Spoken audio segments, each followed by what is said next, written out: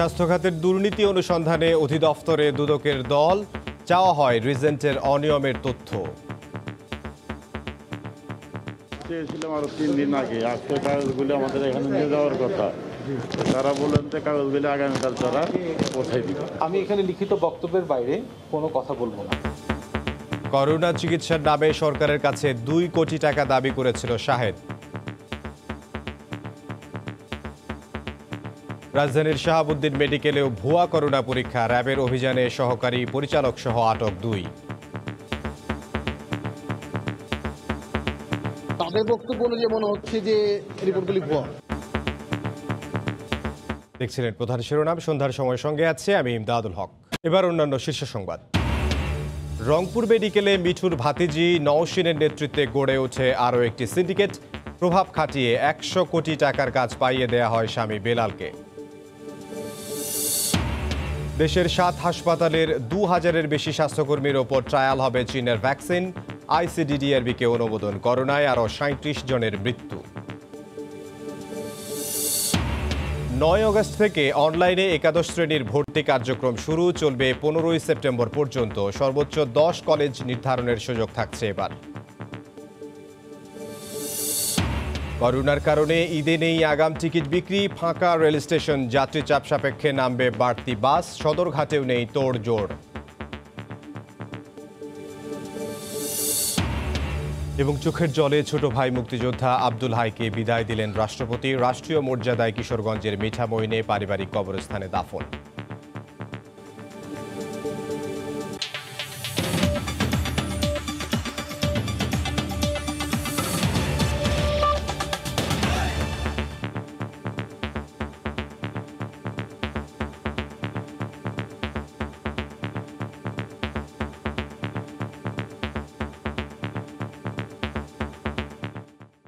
চিঠি দিয়ে সাড়া না মেলায় রিজেন্ট হাসপাতালের বিরুদ্ধে ওঠা অনিয়ম ও দুর্নীতি সংশ্লিষ্ট নথি জব্দ করতে স্বাস্থ্য ভবনে হানা দিয়েছে দুর্নীতি দমন কমিশন দুদক। তবে সব গুছিয়ে সোমবার দুদক কার্যালয়ে দিয়ে আসা হবে স্বাস্থ্য অধিদপ্তরের মহাপরিচালকের এমন আশ্বাসে একদিন সময় দিয়ে ফিরে যায় দুদকের অনুসন্ধানী দল।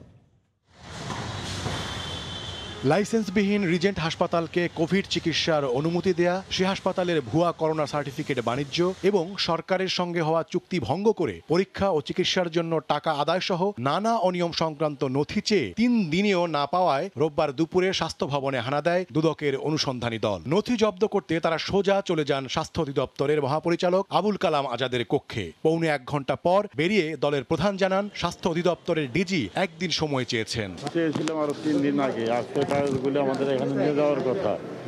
তারা বলেন যে কাগজগুলো আগামীকাল তারা পৌঁছাই দিবে। রিজেন্ট কাণ্ডে স্বাস্থ্য অধিদপ্তরের সংশ্লিষ্টতা কতটুকু এমন প্রশ্নের উত্তরে দুদকের উপপরিচালক আবু বকর সিদ্দিক বলেন, কাগজপত্র পরীক্ষা নিরীক্ষার পর তা বলা যাবে। রেকর্ড দেখার পরে কে কি জন্য আসছে আমরা আমাদের কর্তৃপক্ষের সাথে আলাপ করে রেকর্ডপত্র দেখে তখনই করি। দুদকের তদন্ত দল যাওয়ার পরপরই সাংবাদিকদের প্রবেশ ঠেকাতে প্রধান ফটক বন্ধ করে দেন স্বাস্থ্য ভবনের নিরাপত্তা কর্মীরা। বলছে যে এখন কেন সাংবাদিক ঢুকতে পারবে না। পরে অবশ্য আবারও মহাপরিচালকের কার্যালয়ে ঢোকার অনুমতি পান গণমাধ্যম কর্মীরা। লিখিত বক্তব্য পাঠ করে দুদককে সব ধরনের সহায়তার আশ্বাস দেন অধিদপ্তরের একজন কর্মকর্তা। তারা আগেও এসেছিলেন এবং কিছু কাগজপত্র চেয়েছিলেন, সেগুলো সত্যায়িত ফটোকপি তাদের পৌঁছে দেওয়া হয়েছে। আজ তারা এসেছিলেন সেগুলোর মূল কপি চাইতে, যাতে করে সত্যায়িত ফটোকপির সাথে মিলিয়ে নিতে পারেন। আগামীকালকে তা দুদকের অফিসে পৌঁছে দেওয়া হবে। লাইসেন্স নবায়ন না থাকা সত্ত্বেও স্বাস্থ্যমন্ত্রীর উপস্থিতিতে রিজেন্ট হাসপাতালের সাথে চুক্তি করে স্বাস্থ্য অধিদপ্তর। এ নিয়ে মন্ত্রণালয় অধিদপ্তর একে অপরের ওপর দায় চাপায়। এছাড়া বিভিন্ন সরকারি হাসপাতালের জন্য কেনা কয়েক কোটি টাকার যন্ত্রপাতিও সরবরাহ করা হয় রিজেন্ট হাসপাতালকে, যার মধ্যে কিছু যন্ত্রপাতি বিক্রিও করে দেয় রিজেন্ট গ্রুপের চেয়ারম্যান শাহেদ। এ সব বিষয়েও চলছে দুদকের তদন্ত। ওমর ফারুক, সময় সংবাদ, ঢাকা। প্রতারণা আর নানা অনিয়মের অভিযোগে বিতর্কিত রিজেন্ট হাসপাতালের সঙ্গে সমঝোতা চুক্তি সংশোধনেরও উদ্যোগ নিয়েছিল স্বাস্থ্য অধিদপ্তর। প্রাথমিকভাবে তাতে সায় ছিল মন্ত্রণালয়েরও। আর এটি রিজেন্ট হাসপাতালকে সুযোগ করে দিয়েছিল প্রতি মাসে প্রায় 2 কোটি টাকা আবদার করার। যদিও স্বাস্থ্য অধিদপ্তরের হাসপাতাল শাখার পরিচালকের দাবি, শেষ পর্যন্ত এ টাকা আর দেয়া হয়নি শাহেদের রিজেন্ট হাসপাতালকে। বিস্তারিত জানবো ফারুক ভুইয়া রবিনের রিপোর্টে। ভুয়া কোভিড রিপোর্ট দেয়া, অনুমোদনহীন কিট রাখা সহ নানা অভিযোগে সিলগালা রিজেন্ট হাসপাতাল। 6 বছর ধরে নবায়ন হয়নি লাইসেন্স, রয়েছে ভুতুড়ে বিলের অভিযোগও। এমন একটি হাসপাতালকে সরকারি অর্থ সহায়তা চাওয়ার পটভূমি তৈরি করে দিয়েছিল স্বাস্থ্য অধিদপ্তর ও মন্ত্রণালয়। গত 21শে মার্চ স্বাস্থ্যমন্ত্রী আর 3 সচিবের উপস্থিতিতে রিজেন্ট হাসপাতালের সঙ্গে সমঝোতা চুক্তি সই করেন স্বাস্থ্য অধিদপ্তরের মহাপরিচালক। এর 1.5 মাসের মাথায় হাসপাতালটির অনুকূলে চুক্তি সংশোধনেও সায় দেয় অধিদপ্তর। 9 মে হাসপাতাল শাখার পরিচালক আমিনুল হাসানের সই করা চিঠিতে রিজেন্টের স্বাস্থ্যকর্মীদের খাবার খরচ বরাদ্দ সহ সমঝোতা চুক্তি সংশোধনের প্রস্তাব করা হয়, যাতে উল্লেখ করা হয় মহাপরিচালকের অনুমোদন থাকার কথা। আর সে চিঠি পাঠানো হয় স্বাস্থ্য সচিব বরাবর। এর 3 সপ্তাহের মাথায় 30 মে মন্ত্রণালয়ের হাসপাতাল শাখার তৎকালীন অতিরিক্ত সচিব সিরাজুল ইসলামের সই করা চিঠিতে অধিদপ্তরকে সমঝোতা চুক্তি সংশোধনের প্রস্তাব দিতে বলে স্বাস্থ্য মন্ত্রণালয়। এটা ডিজি অফিস থেকে প্রস্তাব আসছে, চিঠিতেই সেটা বলা আছে। এমওইউটা এটা রিভাইজ করে যাচাই বাছাই করে খসড়া সুস্পষ্ট মতামত সহ পাঠাইতে বলছি। অধিদপ্তর আর মন্ত্রণালয়ের এ চিঠি চালাচালে শাহেদকে সুযোগ করে দেয় স্বাস্থ্য অধিদপ্তরের কাছে মোটা অঙ্কের টাকা দাবি করার। 2 চিঠির কথা উল্লেখ করে একজন স্বাস্থ্য অধিদপ্তরের মহাপরিচালকের কাছে পাঠানো চিঠিতে প্রতি মাসে প্রায় 2 কোটি টাকা বরাদ্দের দাবি জানায় রিজেন্ট হাসপাতাল, যার মধ্যে ছিল স্বাস্থ্যকর্মীদের বেতন, খাবার খরচ, অক্সিজেন বিল, ভবন ভাড়া, ইউটিলিটি বিল থেকে শুরু করে স্টেশনারি সহ 11 ধরনের খরচ। তবে অনেক চেষ্টা করেও স্বাস্থ্য অধিদপ্তরের মহাপরিচালককে ক্যামেরার সামনে কিছু বলাতে রাজি করানো যায়নি। পরে অধিদপ্তরের হাসপাতাল শাখার পরিচালকের মুখোমুখি সময় সংবাদ। তিনিও ক্যামেরার সামনে কথা বলতে নারাজ। ওরা তো আপনাদের কাছে 2 কোটি টাকাও চাইছিল। হ্যাঁ, টাকা চাইছিল। এরা বলছে যে আমাদের এইরকম খরচ হয়, এরকম টাকা দিতে হবে। আমরা বলছিলাম যে এটা এইভাবে দেওয়া যাবে না, এটা দিতে হলে এমও সংশোধনী করতে হবে। আমি মন্ত্রণালয়কে জানিয়েছিলাম। কিন্তু আপনারা তো এটা সাই দিয়েছিলেন। তাদের সঙ্গে তো আমাদের এমও ছিল। এমওর ভিত্তিতে আমরা তাদের আবেদনটা মন্ত্রণালয়ে রেফার করছি। সাইদের দেওয়া বিষয় না। হাসপাতাল পরিচালকের দাবি অবশ্য শেষ পর্যন্ত রিজেন্ট হাসপাতালকে দেওয়া হয়নি অর্থ সহায়তা। ফারুক ভিয়া, রবিন, সময় সংবাদ, ঢাকা। করোনা পরীক্ষার অনুমতি না থাকার পরও কোভিড রোগীদের নমুনা পরীক্ষা এবং অ্যান্টিবডি পরীক্ষার অভিযোগে রাজধানীর গুলশানের শাহাবুদ্দিন মেডিকেল কলেজ হাসপাতালে অভিযান চালিয়েছে র্যাব। অনিয়মে জড়িত থাকার অভিযোগে হাসপাতালের সহকারী পরিচালক সহ অন্তত 2 জনকে আটক করা হয়। দুপুরে র্যাবের নির্বাহী ম্যাজিস্ট্রেট সরওয়ার আলমের নেতৃত্বে এই অভিযান শুরু হয়, চলে প্রায় সন্ধ্যা পর্যন্ত। প্রাথমিকভাবে করোনা পরীক্ষার কোনো কিট বা পিসিআর মেশিন দেখাতে পারেনি হাসপাতাল কর্তৃপক্ষ।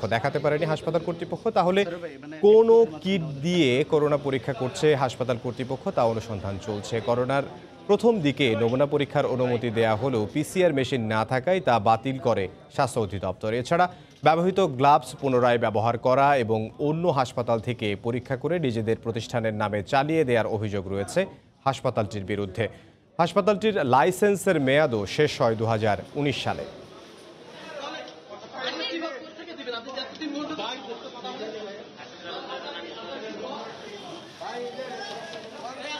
টেস্ট না করে তারা হয়তো রিপোর্টগুলি করেছে, ভুয়া রিপোর্ট তৈরি করছে, অথবা যদি টেস্ট করে থাকে, যেহেতু আরটিপিসিআর নেই, তার মানে হচ্ছে টেস্ট ডিভাইস যেগুলি রয়েছে সেগুলি হয়তো করেছে। আমরা এখন সেটাই সার্চ করার চেষ্টা করছি যে আসলে ডিভাইস দিয়ে তারা করছে কিনা, কারণ তারা এখন পর্যন্ত মিথ্যা কথাই বলতেছে। কিছু রিপোর্ট তারা হচ্ছে বাইরে অন্য ল্যাব থেকে করে নিয়ে এসে তাদের ল্যাবের পেডে রিপোর্টগুলি ছাপিয়ে দিচ্ছে। এটা কোনোভাবেই আইনগতভাবে এবং হচ্ছে সাইন্টিফিক্যালি ঠিক নয়। এই মুহূর্তে রাজধানীর গুলশানে আছেন সহকর্মী সাদাত রহমতুল্লাহ, সরাসরি যোগ দেব তার সঙ্গে। সাদাত, আপনি জানেন যে আসলে বিকেল থেকে যে অভিযান শুরু হয়েছে রাজধানীর গুলশানের শাহাবুদ্দিন মেডিকেল কলেজ হাসপাতালে, নিজেদের মেশিন না থাকার পরও করোনা রোগীদের পরীক্ষা এবং পাশাপাশি এই করোনা রোগীদের চিকিৎসা দেওয়া সহ অ্যান্টিবডি পরীক্ষা, এমন নানান অভিযোগে কিন্তু আজকে বিকেল থেকে যে অভিযান শুরু হয়েছে সেই অভিযান এখন পর্যন্ত চলছে। অভিযানের নেতৃত্ব দিচ্ছেন র্যাবের নির্বাহী ম্যাজিস্ট্রেট সরওয়ার আলম। তিনি বলছেন যে এখন পর্যন্ত কোভিড পরীক্ষা করার জন্য যে ধরনের সামগ্রী অর্থাৎ মেশিন এবং কিট দরকার হয় সে সমস্ত কোনো কিটই দেখাতে পারেনি শাহাবুদ্দিন মেডিকেল কলেজ হাসপাতাল কর্তৃপক্ষ। এবং এই পরীক্ষা তারা কীভাবে করেছেন, কোন হাসপাতাল থেকে করেছেন তারও কিন্তু সদুত্তর বা কোনো প্রমাণ এখন পর্যন্ত এনে দেখাতে পারেননি। এবং এই আমরা দেখেছিলাম বিকেলবেলা যখন যেই ল্যাবে অভিযানটি চলছিল সেই ল্যাবে আমরা দেখেছিলাম শুধু এই পরীক্ষার বিষয়গুলো নয়, এর সাথে সাথে যে সমস্ত গ্লাভস, হ্যান্ড গ্লাভস রয়েছে যা ব্যবহার করা হচ্ছে, যা পুনরায় ব্যবহার করার জন্য কিন্তু আবার প্রক্রিয়া করা হচ্ছে, এমন দৃশ্য কিন্তু আমরা দেখেছি। এর বাইরে বেশ কতগুলো কিট তারা জব্দ করেছে, সেগুলো কিসের কিট সেই বিষয়গুলো এখন পর্যন্ত পরিষ্কার করতে পারে না। হাসপাতাল কর্তৃপক্ষ বলছে গণস্বাস্থ্য ক্ষতিগ্রস্ত তাদেরকে প্রাথমিকভাবে ট্রায়াল দেওয়ার জন্য এই হাসপাতালে কিছু কিট দিয়েছে, যা তারা প্রাথমিকভাবে পরীক্ষা করছেন, যার কোনো অনুমোদনও এখন পর্যন্ত নেই। এমন নানান অভিযোগে কিন্তু এখন পর্যন্ত হাসপাতালে অভিযান অব্যাহত রয়েছে। আমরা জানতে পেরেছি এখন পর্যন্ত সবশেষ অভিযান চলছে অপারেশন থিয়েটারে। সেই অপারেশন থিয়েটারেও কিন্তু বেশ কয়েকটি অপারেশন সামগ্রী রয়েছে, সার্জারি সামগ্রী, যে সামগ্রীগুলো সম্পূর্ণ মেয়াদ উত্তীর্ণ, যা ব্যবহারের ফলে রোগীরা এমনকি মৃত্যু ঘটাতে পারে, এমন কথাই বলছেন।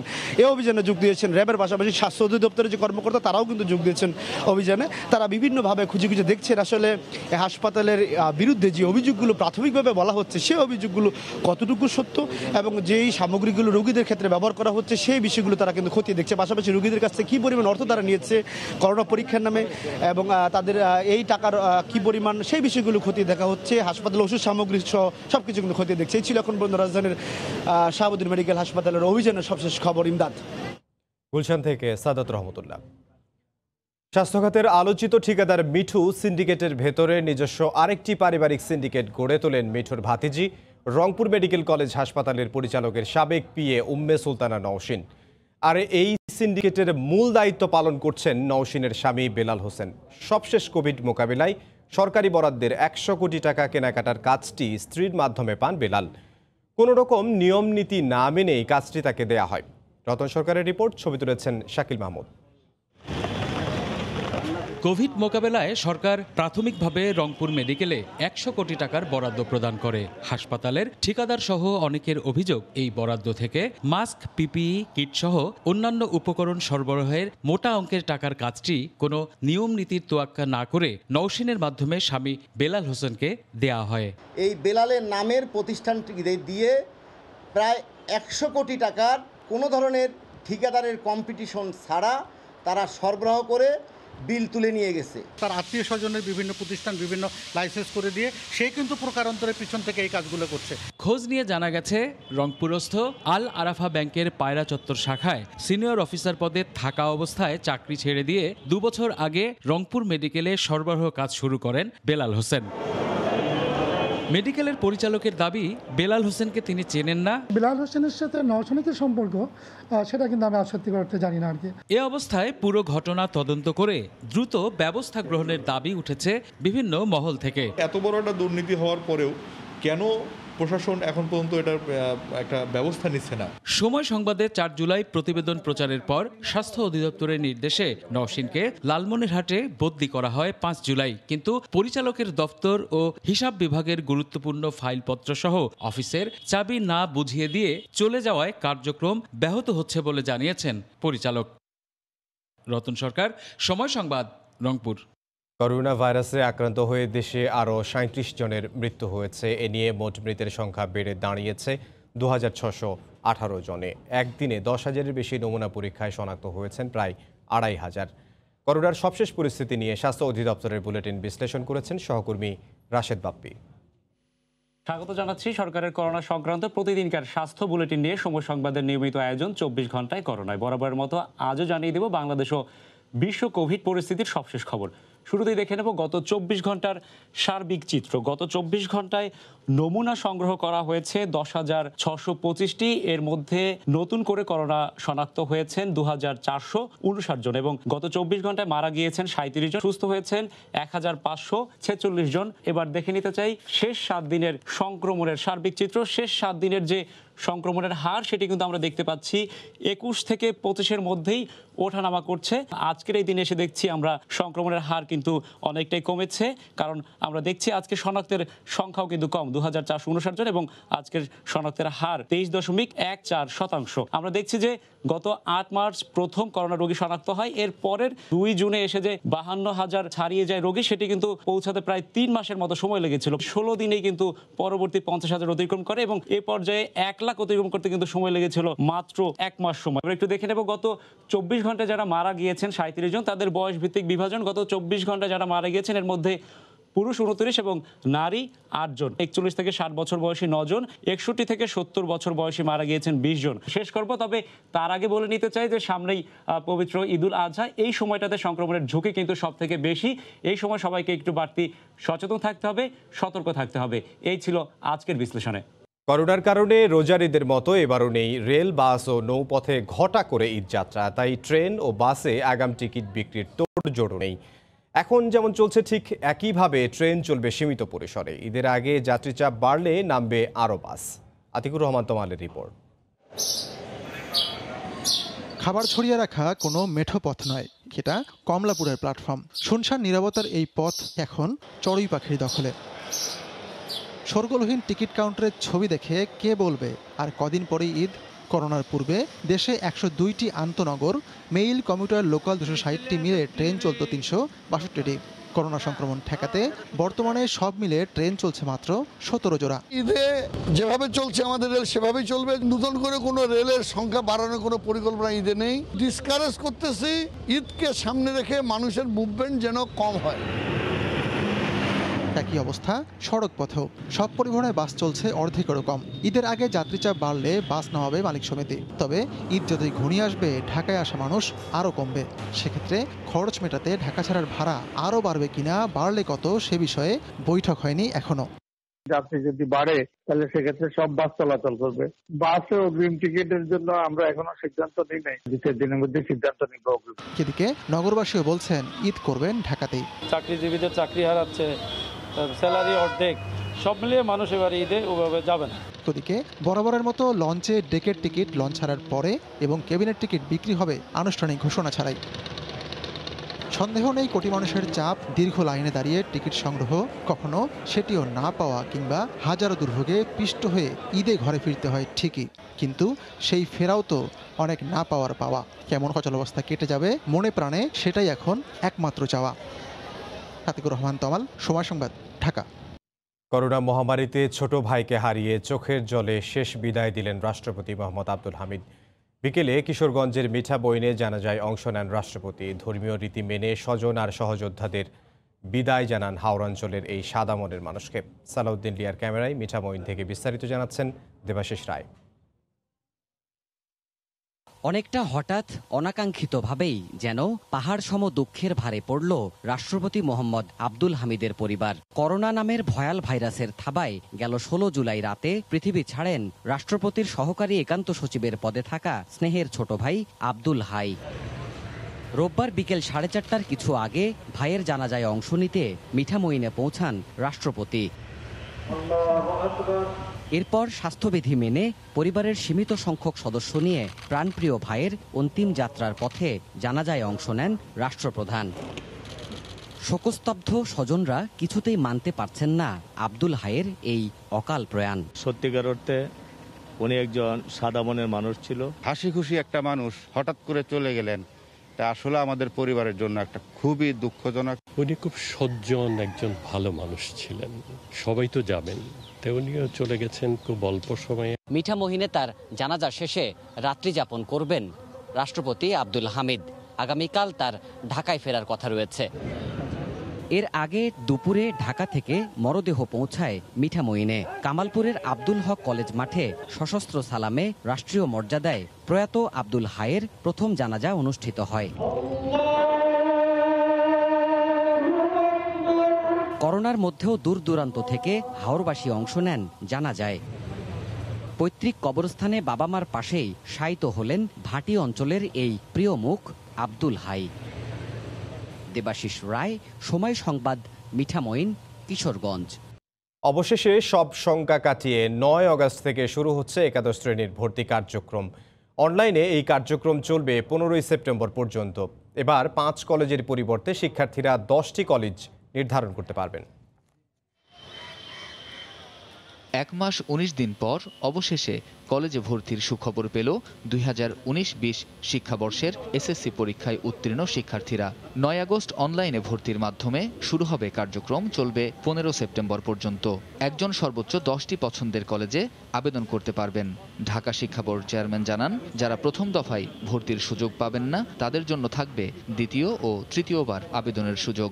একজন শিক্ষার্থী সে তার পছন্দের কলেজের জন্য 3 বার সে আবেদন করতে পারে। 15 সেপ্টেম্বরের মধ্যে আমরা শিক্ষা প্রতিষ্ঠানে আমাদের শিক্ষার্থীদের ভর্তির কাজটি শেষ করতে পারি। সর্বনিম্ন 5টি এবং সর্বোচ্চ 10টি কলেজে তাকে আবেদন করতে হবে পছন্দ ক্রম অনুযায়ী। তার মেধা অনুযায়ী তাকে আমরা নির্বাচন করব। তবে কবে থেকে শ্রেণীকক্ষে ক্লাস শুরু হবে সে বিষয়ে না বললেও চেয়ারম্যান বলছেন, করোনাকালের এ সময় পুষিয়ে নিতে শিক্ষা প্রতিষ্ঠানের বাৎসরিক যে ছুটি রয়েছে তা থেকে সমন্বয় করা হবে। 90 দিনের মতো আমাদের ছুটি আছে, আমরা যদি সেই ছুটিগুলিকে সমন্বয় করে দিতে পারি শ্রেণী কার্যক্রমের সাথে, তাহলে হয়তোবা এই সময়টিকে আমরা যে সময়টি হারিয়ে গেছে সেটি আমরা আবার সমন্বয় করতে পারব। এবছর কলেজে ভর্তির জন্য আবেদন করবেন 16,90,523 জন শিক্ষার্থী। কামরুজ্জামান মামুন, সময় সংবাদ, ঢাকা। গরু পাচারে বিজিবির সমর্থন রয়েছে ভারতীয় গণমাধ্যমে প্রকাশিত এমন সংবাদের কড়া প্রতিবাদ জানিয়ে বিজিবি বলছে, ভারত থেকে গরু পাচার রোধে কঠোর ব্যবস্থা নেওয়া হয়েছে। গত 2 বছর ধরে ঈদুল আজহায় পশু কোরবানির জন্য দেশেই পর্যাপ্ত পশু উৎপাদন হচ্ছে। এই অবস্থায় বিদেশি গরু আমদানির কোনো প্রয়োজন নেই। পশু উৎপাদনে স্বাবলম্বী হওয়ায় খামারিদের স্বার্থ রক্ষায় সব ব্যবস্থা নিচ্ছে বলে জানান মৎস্য ও প্রাণী সম্পদ মন্ত্রী। মৎস্য ও প্রাণী সম্পদ মন্ত্রণালয়ের তথ্য মতে প্রতি বছর ঈদুল আজহায় সারা দেশে প্রায় 1 কোটি পশু কোরবানি দেওয়া হয়। আসন্ন কোরবানি উপলক্ষে দেশে প্রায় 1,19 লাখ পশু মজুদ রয়েছে। গত কয়েক বছর ধরেই বিদেশি গরুর উপর নির্ভরশীলতা কমিয়ে দেশীয় খামার থেকেই কোরবানির পশুর চাহিদা পূরণ করা হচ্ছে। এ অবস্থায় ভারতীয় গরু প্রবেশ করলে দেশের খামারিরা আর্থিক ক্ষতির মুখে পড়বেন। গরুগুলো তার কাঁটার উপর দিয়ে তক্তা দিয়েও পার করা হয়। এই সকল ব্যাপারে যদি বর্ডার গার্ড একটু তৎপর হন। এমনিতেই এবছর করোনার কারণে যে অবস্থা, তার মধ্যে যদি আবার ইন্ডিয়া থেকে অবৈধ পথে গরু আসে, তাহলে আমার মনে হয় না আমাদের বাংলাদেশের গরু বেচা বিক্রি আর হবে। এদিকে ভারত থেকে গরু পাচারে বর্ডার গার্ড বাংলাদেশ বিজিবির সমর্থন রয়েছে বলে ভারতীয় গণমাধ্যমে প্রকাশিত সংবাদের প্রতিবাদ জানায় বিজিবি। এক্ষেত্রে বিএসএফ এর নিষ্ক্রিয়তা নিয়ে প্রশ্ন তোলে বিজিবি। অবৈধভাবে কোনো গরু আসার কোনো সুযোগ নেই। একটা নির্দিষ্ট প্রক্রিয়ার মাধ্যমে কিন্তু এটা হাটে তুলতে হয়, বিভিন্ন চেকপোস্টের মাধ্যমে। সেই প্রক্রিয়াটাকে শুধু নিশ্চিত করে তারা সঠিকভাবে পালন করছে কিনা। কোরবানির পর্যাপ্ত দেশীয় পশু সরবরাহের কথা জানিয়ে মৎস্য ও প্রাণী সম্পদ মন্ত্রী জানান, খামারিদের স্বার্থ রক্ষায় প্রয়োজনীয় ব্যবস্থা নিয়েছে সরকার। কঠোর অবস্থানে থাকবে আমাদের প্রশাসন। কোনোভাবেই বাইরের কোনো প্রাণীকে বাংলাদেশে আসতে দেওয়া হবে না। বাংলাদেশে যারা প্রাণী সম্পদ উৎপাদনে জড়িত তাদের স্বার্থ রক্ষা করতে হবে। পর্যাপ্ত সরবরাহ নিশ্চিত করার জন্য আমরা প্রস্তুত আছি। ভারতীয় ও মিয়ানমারের পশু যাতে প্রবেশ করতে না পারে সেজন্য প্রশাসনকে কঠোর ব্যবস্থা নিতে বলা হয়েছে বলেও জানান মৎস্য ও প্রাণী সম্পদ মন্ত্রী। অন্য কোনো দেশ থেকে প্রসূন আশিস, সময় সংবাদ, ঢাকা। এই পর্যায়ে শীর্ষ সংবাদ জানিয়ে দিচ্ছে আরেকবার। চিঠির সাড়া না মেলায় রিজেন্ট হাসপাতালের বিরুদ্ধে অনিয়ম তদন্তে স্বাস্থ্য ভবনের দুদক। রাজধানীর শাহাবুদ্দিন মেডিকেলেও ভুয়া করোনা পরীক্ষা, র্যাবের অভিযানে আটক 2। দেশের 7 হাসপাতালের 2000-এর বেশি স্বাস্থ্যকর্মীর ওপর ট্রায়াল হবে চীনের ভ্যাকসিন। আইসিডিডিআরবিকে অনুমোদন, করোনায় আরও 37 জনের মৃত্যু। 9 আগস্ট থেকে অনলাইনে একাদশ শ্রেণীর ভর্তি কার্যক্রম শুরু, চলবে 15ই সেপ্টেম্বর পর্যন্ত। সর্বোচ্চ 10 কলেজ নির্ধারণের সুযোগ থাকছে এবার। করোনার কারণে ঈদে নেই আগাম টিকিট বিক্রি, ফাঁকা রেল স্টেশন, যাত্রী চাপ সাপেক্ষে নামবে বাড়তি বাস, সদরঘাটেও নেই তোড়জোড়। এবং চোখের জলে ছোট ভাই মুক্তিযোদ্ধা আব্দুল হাইকে বিদায় দিলেন রাষ্ট্রপতি। রাষ্ট্রীয় মর্যাদায় কিশোরগঞ্জের মিঠাবইনে পারিবারিক কবরস্থানে দাফন। এই ছিল সন্ধ্যার সময়ে। আপনার মোবাইলে সময় সংবাদ দেখতে ও সব খবর পেতে ডাউনলোড করুন সময় অ্যাপ আর সঙ্গে থাকুন সময়ের।